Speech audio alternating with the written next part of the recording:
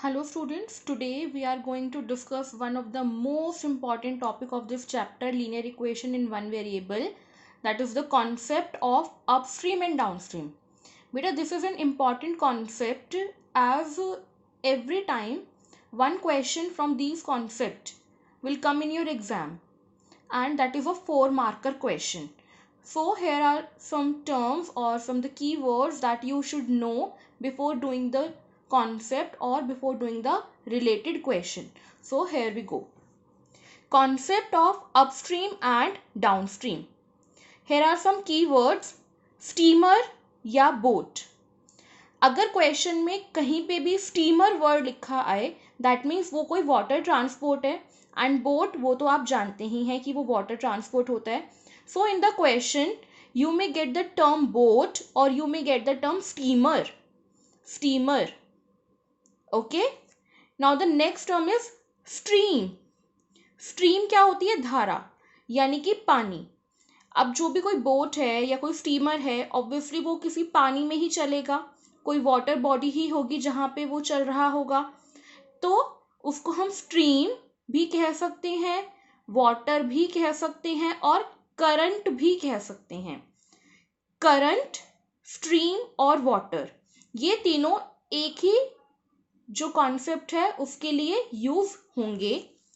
Next is speed of stream, यानी कि speed of water. अगर कहीं पे लिखा आ जाए speed of stream is 2 kilometre per hour, it means जो वाटर की स्पीड है वो 2 किलोमीटर पर आवर है. Now the new terms upstream and downstream. अब जो हमारे पास बोट है वो पानी के अंदर चल रही है. हो सकता है कि किसी कंडीशन में ऐसा हो कि पानी जो है वो जा रहा है राइट हैंड साइड और हमारी बोट को जाना है लेफ्ट हैंड साइड, यानी कि जो डायरेक्शन है पानी की और हमारी बोट की वो दोनों अलग अलग हो चुकी है, क्योंकि हमारा पानी जो है उसका जो करंट है, जो उसकी वेव्स हैं, that are moving toward left hand right hand side, और जो हमारा बोट है, जो हमारी वाटर ट्रांसपोर्ट है, वो मूव कर रहा है लेफ्ट हैंड साइड में. तो उस केस को कहते हैं अपस्ट्रीम, यानी कि डायरेक्शन अगेंस्ट द वाटर और स्ट्रीम, यानी कि ऐसी कंडीशन जहां पे पानी या स्ट्रीम की जो डायरेक्शन है वो और बोट की डायरेक्शन ऑपोजिट हो, अगेंस्ट हो. लेकिन डाउनस्ट्रीम इसका ऑपोजिट है, यानी कि एक ऐसा केस जहां पे पानी अगर राइट जा रहा है तो बोट को भी राइट जाना है, अगर पानी लेफ्ट में जा रहा है तो बोट भी हमारी लेफ्ट में जा रही है. That means direction towards the water और स्ट्रीम. तो ये कुछ टर्म्स हैं. स्टीमर यानी कि हमारा कोई भी बोट है, कोई भी वाटर ट्रांसपोर्ट है. स्ट्रीम यानी कि करंट, यानी कि धारा, मीन्स पानी. स्पीड ऑफ स्ट्रीम यानी कि वाटर की क्या स्पीड है, पानी कितनी स्पीड से चल रहा है. अपस्ट्रीम जब पानी और हमारा वाटर ट्रांसपोर्ट दोनों अलग अलग डायरेक्शन में मूव करें. डाउनस्ट्रीम जब पानी और बोट दोनों सेम डायरेक्शन में मूव करें. अब हम समझेंगे अपस्ट्रीम और डाउनस्ट्रीम को थोड़ा और ध्यान से. Have a look here. Now students, upstream and downstream. देखो, चाहे अपस्ट्रीम हो या डाउनस्ट्रीम हो, पानी की स्पीड हमेशा कम रहेगी और जो भी हमारी वाटर ट्रांसपोर्ट है, यानी कि बोट है, स्टीमर है, कुछ भी है, उसकी स्पीड हमेशा ज़्यादा रहेगी, यानी कि speed of boat will be greater than speed of water. And similarly in the case of downstream, जो हमारी स्पीड ऑफ बोट है वो स्पीड ऑफ वाटर से ज़्यादा ही रहेगी. अब मैंने यहाँ पे कुछ ट्राई किया है डिपिक्ट करने का, उसको ज़रा समझने की कोशिश करते हैं. जैसे ये हमारा कोई वाटर है, यहाँ पे कुछ करंट है, यानी कि स्ट्रीम है, कोई भी पानी है और उसके अंदर एक बोट है. सिमिलरली यहाँ पे पानी है और पानी के अंदर एक बोट है. इस केस में जो डायरेक्शन ऑफ बोट है वो है आपकी लेफ्ट हैंड साइड, यानी कि वो उल्टे हाथ की तरफ जाना चाहती है, और जो पानी है वो है आपका राइट हैंड साइड. जो ये ब्लू एरोज हैं that is showing the water, direction of water, and the red arrow is showing the direction of boat.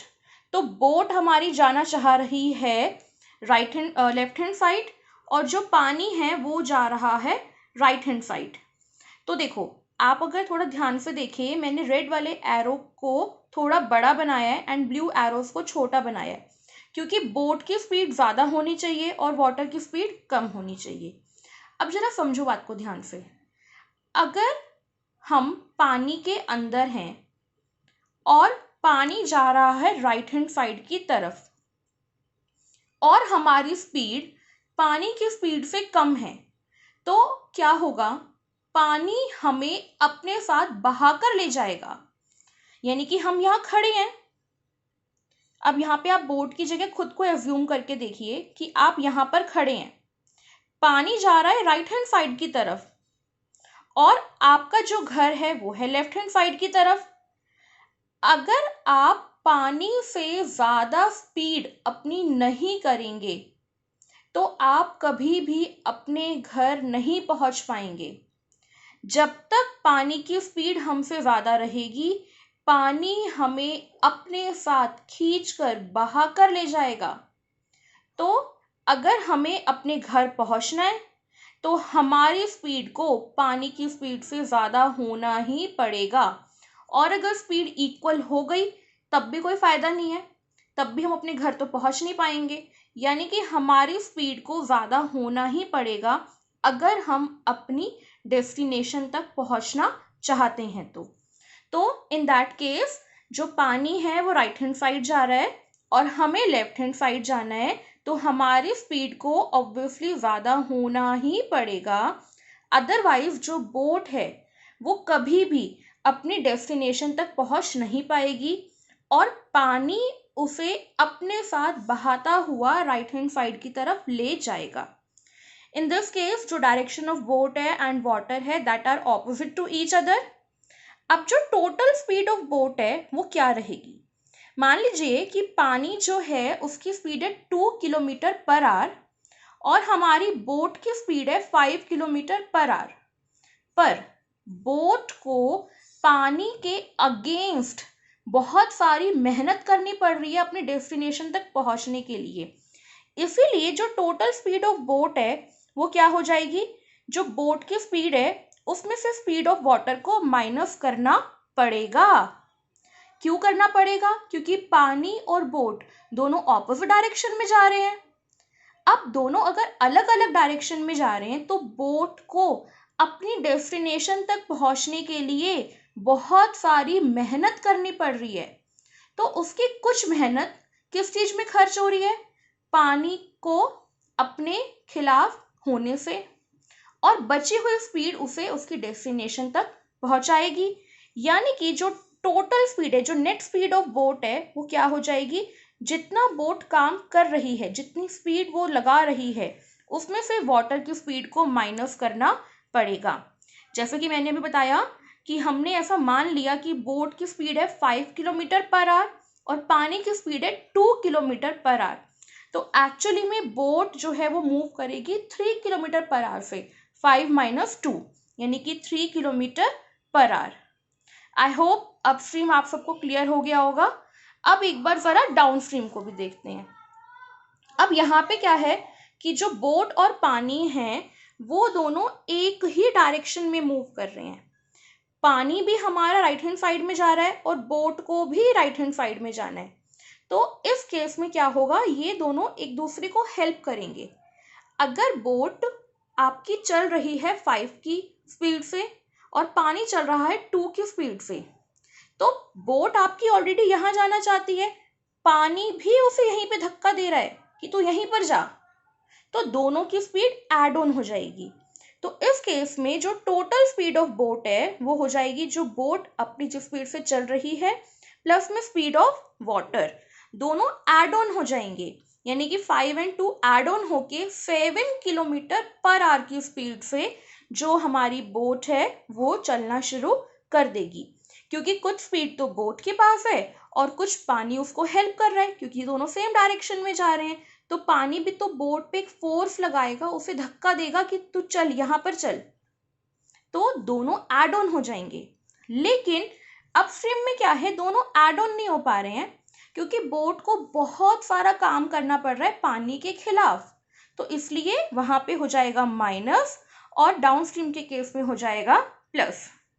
अब जरा मुझे सोच के जवाब दो, अगर यहाँ पे स्पीड माइनस है और यहाँ पे स्पीड एड ऑन हो रही है तो टाइम ज़्यादा कहाँ पे लगेगा, अपस्ट्रीम में या डाउनस्ट्रीम में? यस, यू आर राइट, यहाँ पे स्पीड कम हो रही है, लेस है, तो ऑब्वियसली जब आपकी स्पीड कम है तो हमें टाइम ज़्यादा लगने वाला है, so speed less and time will be more. और यहाँ पे क्या होगा, आपकी स्पीड ज़्यादा हो गई तो ऑटोमेटिकली टाइम जो है वो कम हो जाएगा। So this is a overall view of upstream and downstream, जहाँ पे हमने कुछ टर्म्स यूज करी, steamer, stream, speed of stream, upstream and downstream.